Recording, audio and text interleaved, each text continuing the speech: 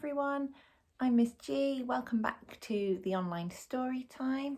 Today we will be continuing with Charlie and the Chocolate Factory. Hope you like my glittery book.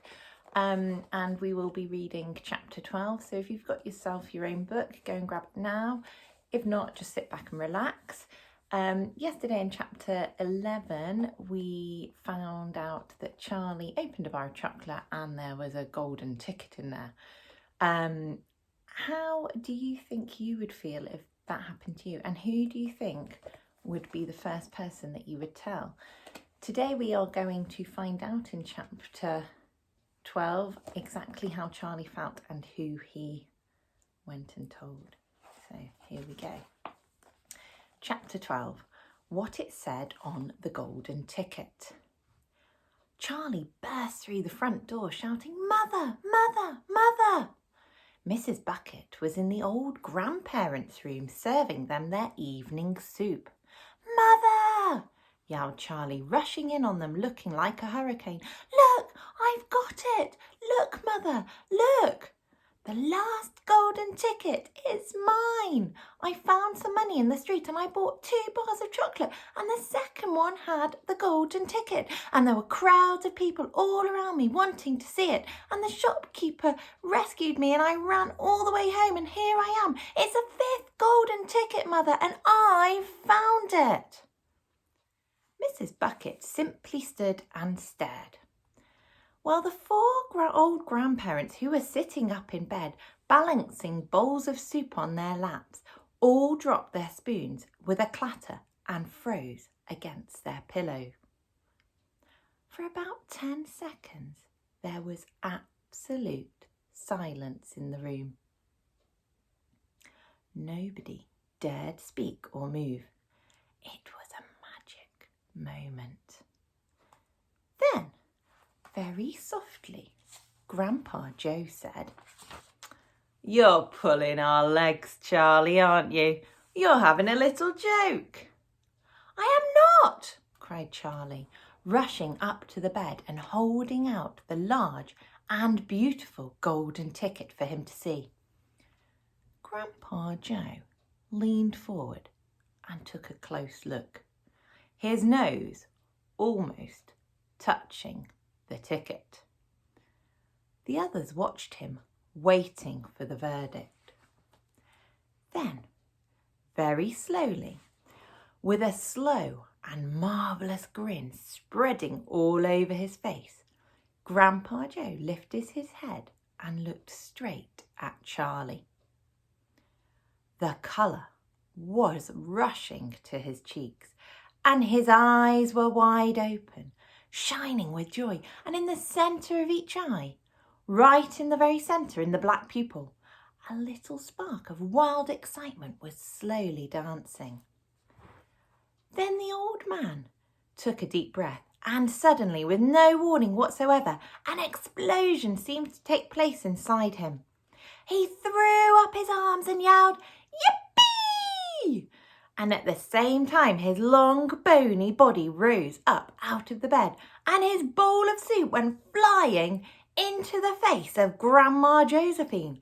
And in one fantastic leap, this old fella of 96 and a half, who hadn't been out of bed for these last 20 years, jumped on the floor and started doing a dance of victory in his pyjamas. "Yippee!" he shouted. "3 cheers for Charlie! Hip hip hooray!" At this point, the door opened and Mr. Bucket walked into the room. He was cold and tired and he looked it. All day long he had been shovelling snow in the streets. I'll just show you a picture. There's Grandad and there's Charlie and he's jumping up. You can see the bowl of soup flying. "Cripes!" he cried. "What's going on in here?" It didn't take long for them to tell him what had happened. "I don't believe it," he said. "It's not possible." "Show him the ticket, Charlie," shouted Grandpa Joe, who was still dancing around the floor like a dervish in his striped pyjamas. "Show your father the 5th and last golden ticket in the world." "Let me see it, Charlie," Mr. Bucket said, collapsing into a chair and holding out his hand. Charlie came forward with the precious document. It was a very beautiful thing, this golden ticket, having been made, so it seemed, from a sheet of pure gold hammered out, almost to the thinness of paper. On one side of it, printed by some clever method in jet black letters, was an invitation itself from Mr. Wonka. "Read it aloud," said Grandpa Joe, climbing back into bed again at last. "Let's all hear exactly what it says." Mr. Bucket held the lovely golden ticket up close to his eyes. His hands were trembling slightly, and he seemed to be overcome by the whole business. He took several deep breaths. Then he cleared his throat and said, "All right, I'll read it. Here we go. Greetings to you, the lucky finder of this golden ticket from Mr. Willy Wonka. I shake you warmly by the hand. Tremendous things are in store for you. Many wonderful surprises await you. For now, I do invite you to come to my factory and be my guest for one whole day. You and all others who are lucky enough to find my golden tickets. I, Willy Wonka, will conduct you around the factory myself, showing you everything that there is to see. And afterwards, when it is time to leave, you will be escorted home by a procession of large trucks. These trucks, I can promise you, will be loaded with enough delicious eatables to last you and your entire household for many years. If at any time thereafter you should run out of supplies, you have only to come back to the factory and show this golden ticket, and I shall be happy to refill your cupboard with whatever you want. In this way, you will be able to keep yourself supplied with tasty morsels for the rest of your life. But this is by no means the most exciting thing that will happen on the day of your visit. I am preparing other surprises that are even more marvellous and more fantastic for you and for all my beloved golden ticket holders. Mystic and marvellous surprises that will entrance, delight, intrigue, astonish and perplex you beyond measures. In your wildest dreams, you could not imagine that such things could happen to you. Just wait and see. And now, here are your instructions. The day I have chosen for the visit is the first day in the month of February. On this day, and on no other day, you must come to the factory gates at 10 o'clock sharp in the morning. Don't be late. And you are allowed to bring with you either one or two members of your own family to look after you and to ensure that you don't get into mischief. One more thing. Be certain to have this ticket with you. Otherwise, you will not be admitted. Signed, Willy Wonka. The first day of February, cried Mr. Bucket. But that's tomorrow. Today is the last day of January. I know it is. Cripes, said Mr. Bucket. I think you're right. You're just in time, shouted Grandpa Joe. There's not a moment to lose. You must start making preparations at once. Wash your face, comb your hair, scrub your hands, brush your teeth, blow your nose, cut your nails, polish your shoes, iron your shirt, and for heaven's sake, get that mud off your pants. You must get ready, my boy. You must get ready for the biggest day of your life. Now, don't overexcite yourself, Grandpa, Mrs. Bucket said, and don't fluster poor Charlie.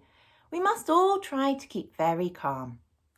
Now, the first thing to decide is this. Who is going to go with Charlie to the factory? I will, shouted Grandpa Joe, leaping out of bed once again. I'll take him. I'll look after him. You leave me to it. Mrs. Bucket smiled at the old man. Then she turned to her husband and said, How about you, dear? Don't you think you ought to go? Well, Mr. Bucket said, pausing to think about it.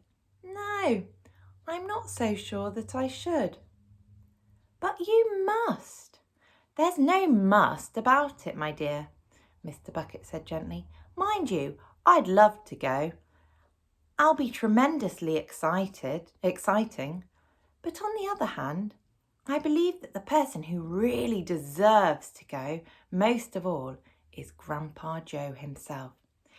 He seems to know more about it than we do, provided, of course, that he feels well enough.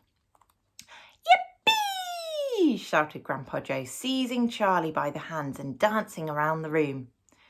He certainly seems well enough, Mrs. Bucket said, laughing.